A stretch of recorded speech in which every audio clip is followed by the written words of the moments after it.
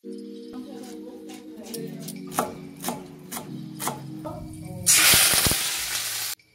Friends, আমি আবারও চলে এসেছি নতুন একটা ভিডিও নিয়ে তোমাদের মাঝে। আজকের টপিক হলো কচি লাউ ও বড় বড় চিংড়ি মাছ দিয়ে ঘরোয়াভাবে রান্না করা লাউ ঘন্ট।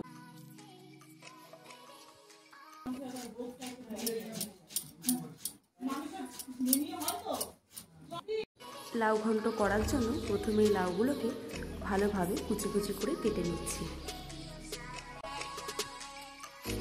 আমার লাউ কাটা হয়ে গেছে।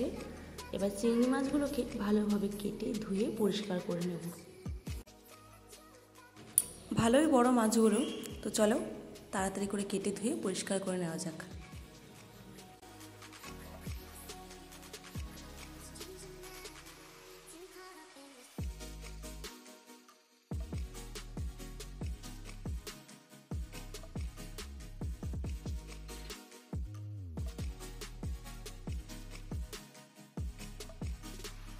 সব কটা মাছ ছাড়ানো হয়ে গেছে। ছাড়ানোর পর দেখছি বেশ অনেকটাই হয়েছে। মিষ্টি রান্নার কাছে প্রথমে গ্যাসটা ধরিয়ে কড়াই চাপিয়ে দিলাম। এবার এতে দিয়ে দিচ্ছি বেশ খানিকটা পরিমাণে সর্ষের তেল। তেল গরম হয়ে গেছে। এবার এতে দিয়ে দিচ্ছি ফোড়নের জন্য কালো জিরে।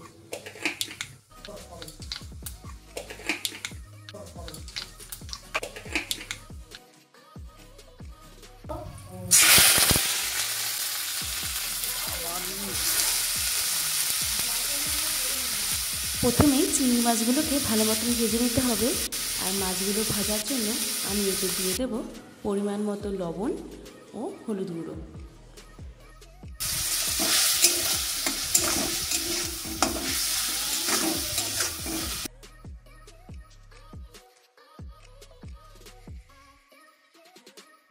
মাছ ভাজা হয়ে গেছে। এবার এগুলো একটা প্লেটের মধ্যে নামিয়ে নিচ্ছি।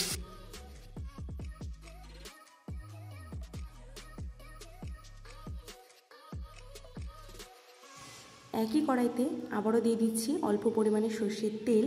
আর তেল গরম হলে তাতে দিচ্ছি কেটে ধুয়ে পরিষ্কার করে রাখা লাউগুলো।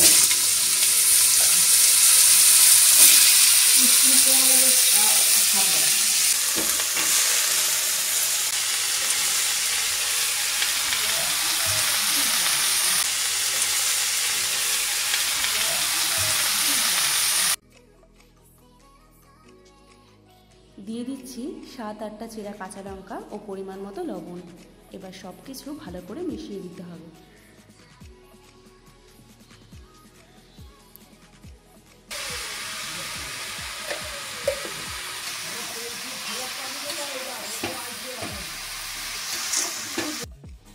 লবণ দিয়ে ভালো করে নাড়াচাড়া করে এখন ঢাকনা দিয়ে একটু সিদ্ধ হতে দেব।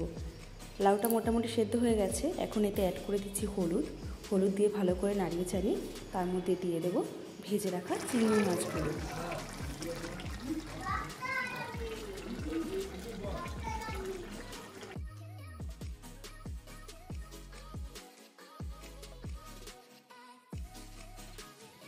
চিংড়ি মাছ দিয়ে ভালো করে নাড়াচাড়া করে তারপর এটাকে আর কিছুক্ষণের জন্য ঢেকে রাখবো। ব্যাস হয়ে গেছে। ঢাকনা খুলে এবার এতে ছিটিয়ে দিচ্ছি ভেজে রাখা জিরে গুঁড়ো। জিরে গুঁড়ো দিয়ে ভালো করে মিশিয়ে নিচ্ছি। রান্না প্রায় হয়েই গেছে। এখন এতে দিয়ে দেব কিছু কুচি করে কেটে নেওয়া ধনেপাতা।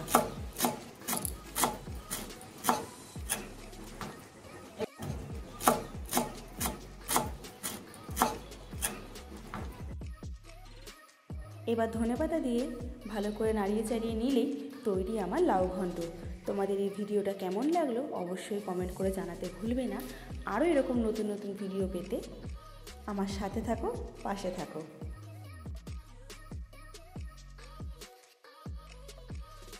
এটাই আমার তরকারির ফাইনাল লুক। তরকারিটা একটা পরিষ্কার পাত্রে ঢেলে নিচ্ছি।